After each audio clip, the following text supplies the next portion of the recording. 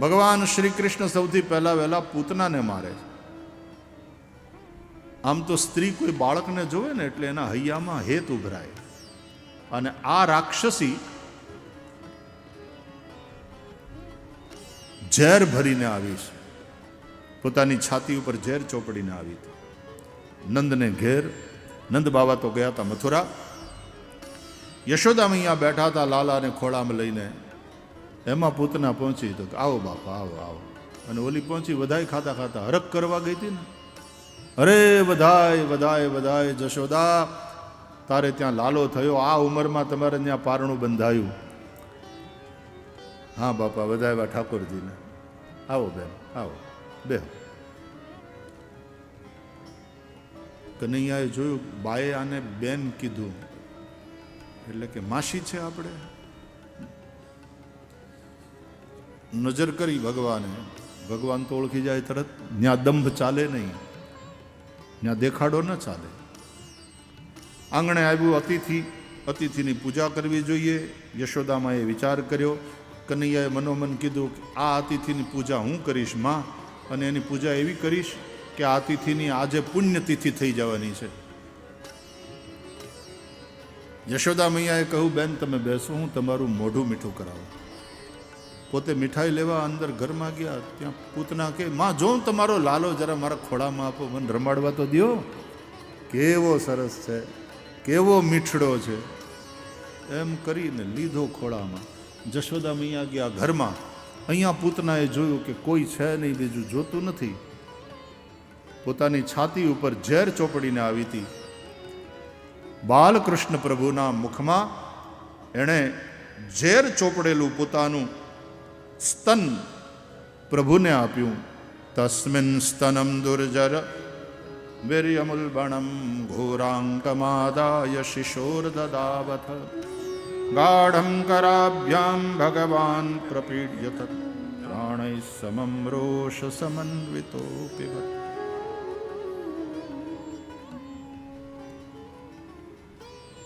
ભગવાને એનું વિષ પીધું. ભાગવતના આચાર્યો એમ કહે છે કે તત્પ્રાણૈ સમમ રોષ સમન્વિતો પિબત. રોષ સમન્વિત થઈને ભગવાને સ્તનપાન કર્યું. આવો સીધો સાદો અર્થ છે, પણ ભાગવતના આચાર્યો તો સરસ ભાવાર્થ કાઢે ને એમાંથી કે રોષ સમન્વિત થઈને. રોષના દેવતા છે રુદ્ર. તમને રીહ ચડે ને ત્યારે રુદ્ર હોય છે સાથે. તો રોષના દેવતા રુદ્ર એટલે કે શિવ. એટલે જ્યાં ભગવાન પીવા જાય એનું વિષયુક્ત સ્તન, ત્યાં ભગવાન રુદ્ર, ભગવાન શિવ ત્યાં આવ્યા કે અરે અરે અરે અરે અરે रुको रुको रुको रुको, विष पीने का अभ्यास मुझे है. એટલે ભગવાન ત્યાં શિવજી આવ્યા કે આપણે બે ભેગા થઈને કરીએ કામ. એટલે તમે એના પ્રાણને પીવો કનૈયાલાલ, અને હું એ જે ઝેર ચોપડીને આવી છે ને, મને અભ્યાસ છે ઝેર પીવાનો, એ હું પી જાઉં. એટલે તત્ પ્રાણૈ સમમ રોષ સમન્વિતો પેબત. આ શ્લોકનો અર્થ આચાર્યોએ કર્યો કે પ્રાણનું પાન બાલકૃષ્ણ પ્રભુએ કર્યું અને વિષ્ણુ પાન રોષના દેવતા રુદ્ર ભગવાન શિવે કર્યું. ભગવાને પૂતનાનો ઉદ્ધાર કર્યો. અવિદ્યા પૂતનાનો નાશ થયો. ભગવાન રામ સૌથી પહેલા વહેલા તાડકાને મારે છે. તમે રામાયણમાં કથા સાંભળો છો.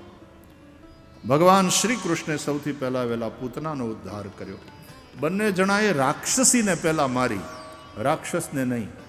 એનો અર્થ રાક્ષસોને જન્મ આપનાર તત્વને પહેલા ખતમ કર્યું, જેથી કરીને બીજા રાક્ષસો ઉત્પન્ન ન થાય. રાક્ષસો એટલે આસુરી વૃત્તિને જન્મ આપનારું તત્વ, એનું નામ અવિદ્યા.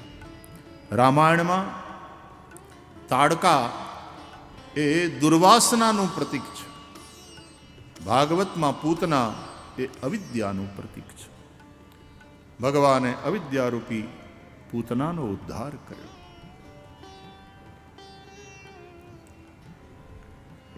પછી તો ગોપીઓને યશોદા આવ્યા. પૂતના પોતાના મૂળ રૂપમાં પ્રગટ થઈ ગઈ હતી, રાક્ષસીના રૂપમાં. કૃષ્ણ રડતા હતા ત્યાં એની છાતી ઉપરથી બાલકૃષ્ણ પ્રભુને ઉઠાવી ગૌશાળામાં લઈ ગયા.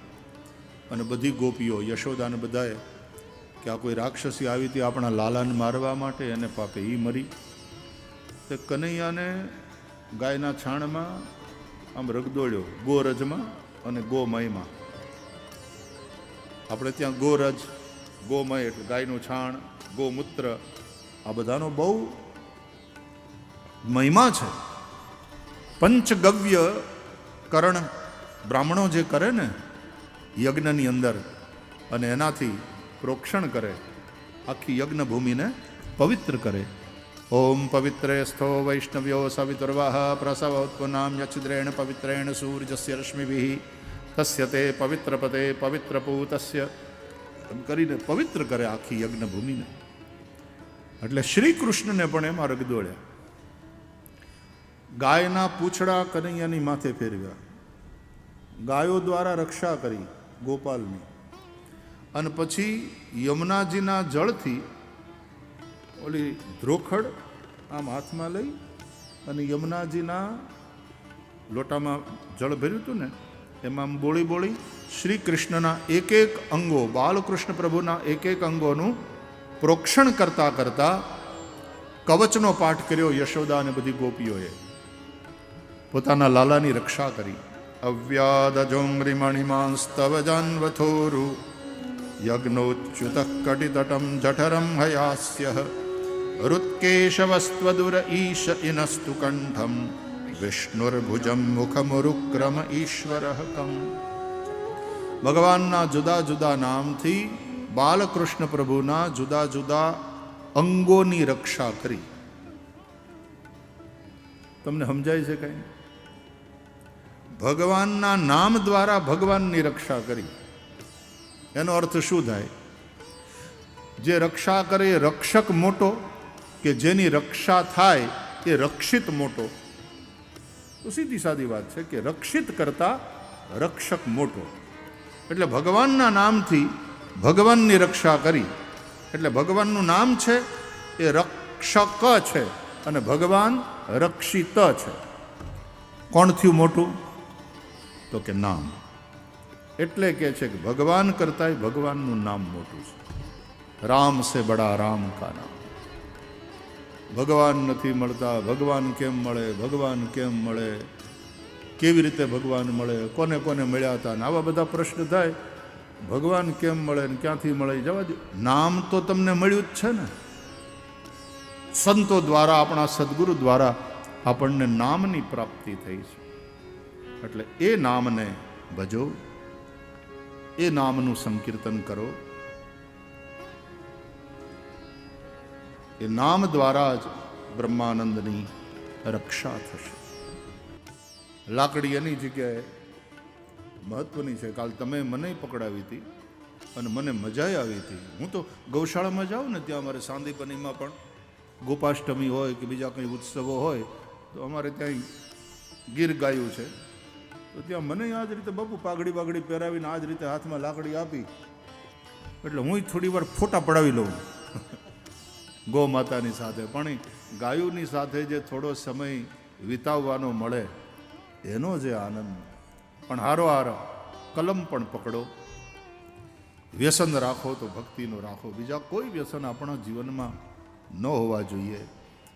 વેર ઝેરને છોડીને આ જે હેત છે પરસ્પર, એનાથી સમાજનો ઉત્કર્ષ થાય એવી જેમ વડાપ્રધાન નગાલાખા બાપાના ઠાકરના ચરણે એમણે પ્રાર્થના મૂકી, આપણે સૌ એની અંદર સુર પુરાવીએ.